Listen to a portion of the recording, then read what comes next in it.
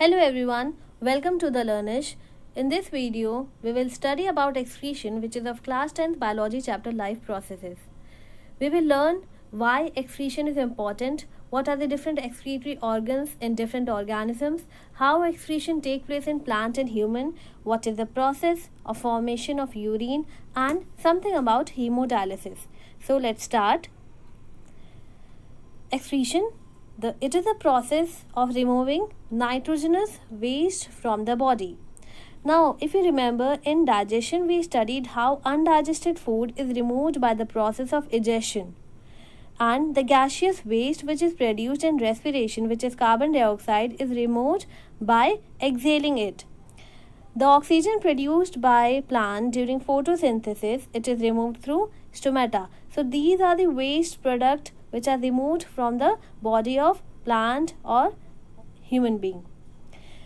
Now there are some other metabolic activities which are going on in our body, in the body of animal, which produce nitrogenous waste. These nitrogenous waste can be ammonia, urea or uric acid depending upon different organism and according to their habitat. Now what are the different organs in animals? In unicellular organisms, the excretion takes place through general body surface. So, it takes place through diffusion. In flatworms, example is tapeworm and planaria, flame cells are the main excretory organ for excretion. In annelids, an example is earthworms, nephridia help in removing the waste products from the body. Arthropods, like in cockroaches, they have Malpighian tubules, and human beings have kidneys for excretion. Now excretion, it takes place in plants also and other organisms, animals also, and in human beings also. Now what happens in plant? What are the excretory products and what are the excretory organs? Tannins, resins and gums, they are the excretory product produced in plant and they are stored in old xylem. Excess water and gases like carbon dioxide and oxygen, which is produced during respiration and photosynthesis respectively, they are removed through stomata of leaves. Salts and other waste products, they are stored in leaves and cellular vacuoles inside the cell. Talking about the human excretory system, we have a pair of kidney, a pair of ureters, a urinary bladder and a urethra. Kidneys, as you can see, these are the bean-shaped structures which are present on the left and right side located in abdomen, one on either side of the backbone. This one is the left kidney. Now from the kidney, a pair of ureter come out. Ureter, they collect urine from the kidney and drain it to the urinary bladder, a sac-like structure which collects the urine. From the urinary bladder, when we feel the urge of urination, we expel it out. We expel the urine through urethra.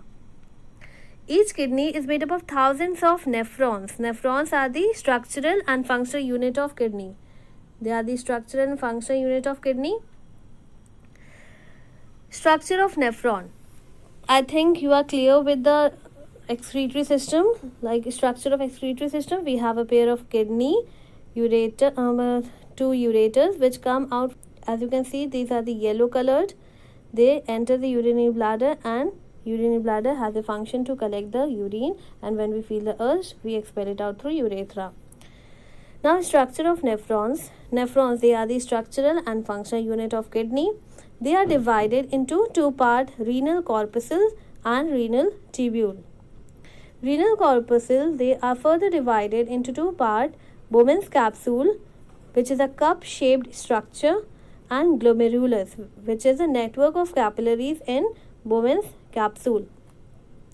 Renal tubule is further divided into three parts, PCT, which is proximal convoluted tubule, loop of Henle, which is U-shaped structure, and distal convoluted tubule. See, this is the structure of nephron. Here you can see the cup-shaped structure, Bowman's capsule. This cup-shaped structure is having network of blood capillaries which form glomerulus. Afferent arteriole, it brings blood from different parts of the body and it forms network of capillary through which the blood is filtered and the waste product comes into the cavity of Bowman's capsule. Efferent arteriole, it takes the blood away from the glomerulus. This cup-shaped structure, this is a magnified image of Malpighian body. The cup-shaped structure and the capillaries, the network of capillaries, the glomerulus, they together form Malpighian body. So glomerulus and Bowman's capsule, they together form Malpighian body. You can see how network is being created by the afferent arteriole, the capillaries of afferent arteriole. This is the glomerulus. Now, this cup-shaped structure, it extends into a long tube-like structure. So, this is PCT, which is proximal convoluted tubule. This is PCT, proximal convoluted tubule, which extends and further forms a U-shaped Henle's loop. This is the descending limb of loop of Henle and this is the ascending limb. The loop of Henle further extends and forms distal convoluted tubule, DCT. So, the tubule, renal tubule is divided into three parts: proximal convoluted tubule, loop of Henle, which is U-shaped, and distal convoluted tubule. It further extends, the DCT further extends and enters into collecting duct. It is entering into collecting duct where urine is being collected. Now, formation of urine. How formation of urine takes place in nephrons. Basically, in kidney, the nephrons are the structural and functional unit which help in the formation of urine. So, it takes place in three steps: ultrafiltration, selective reabsorption, and tubular secretion.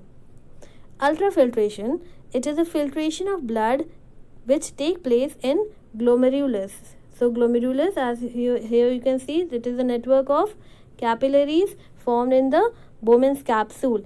This helps in ultrafiltration. So the blood with water, nitrogenous waste, salt and nutrients etc. enter into Bowman's capsule through capillary branches of renal artery. Renal artery, the afferent arteriole. This one. This is also called renal artery. Bowman's capsule, through capillary branches of renal artery, the filtrate is collected in cavity of Bowman's capsule. Now, the filtrate is being collected in this cavity. After the collection of filtrate in the Bowman's capsule, the filtrate will move further down into the renal tubule. The substances, now in renal tubule, the selective reabsorption takes place. Along with the nitrogenous waste, some useful things also get into the Bowman's capsule. So those useful things has to be reabsorbed because we cannot throw the useful things. So the substances like glucose, amino acid and sodium are reabsorbed because these glucose, amino acid and sodium, they are the useful things which are needed for our proper functioning of the body. Reabsorption of water depends upon water present in body and amount of waste to be excreted. Now, maximum amount of water absorption also takes place in renal tubule, particularly in PCT, proximal convoluted tubule. So, how much water has to be reabsorbed, that depends upon how much concentration of water is there in our blood, how much water is present in our body already. If we have greater amount of water, the reabsorption of water takes place in less amount. If we have less water present in our body, so maximum amount of water is reabsorbed. And it also depends on the amount of waste to be excreted. If amount of waste which has to be excreted is greater, the reabsorption of water is less. If the amount of waste which is to be excreted is less, then reabsorption of water takes place in larger amount. So it is opposite, vice versa is taking place. After the selective reabsorption which is taking place in PCT, the renal filtrate moves through the loop of Henle and tubular secretion takes place in DCT, distal convoluted tubule.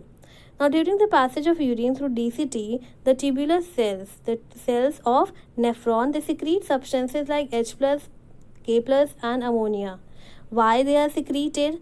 They are secreted into the filtrate to maintain the ionic balance of body fluid. So, to maintain the ionic balance of body fluid, these substances like H+, K+, and ammonia are secreted into the filtrate. So, this is the basic step how the formation of urine takes place. Ultrafiltration, which takes place in glomerulus.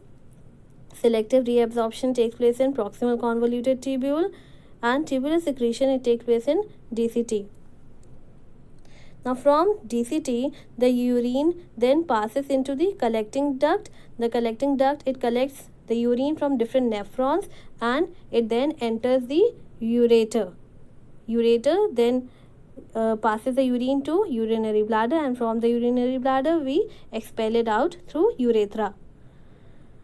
Now, next topic is hemodialysis. It is the process in which nitrogenous waste is removed from the blood through dialysis.